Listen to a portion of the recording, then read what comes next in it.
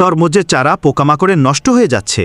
চিন্তা নেই, আজকের ভিডিওতে শিখবেন কবে, কিভাবে এবং কোন কীটনাশক তরমুজ গাছে ব্যবহার করবেন নিরাপদ এবং কার্যকরভাবে।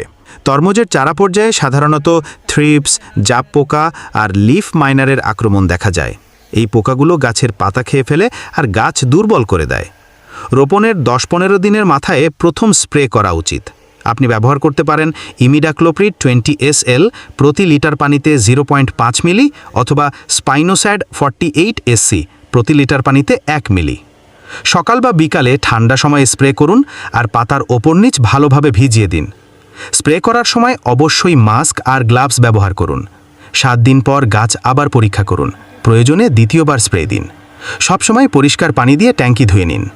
সঠিক কীটনাশক আর সময়মতো স্প্রে দিলে তরমুজ গাছ সুস্থ থাকবে আর ফলনও হবে ভালো।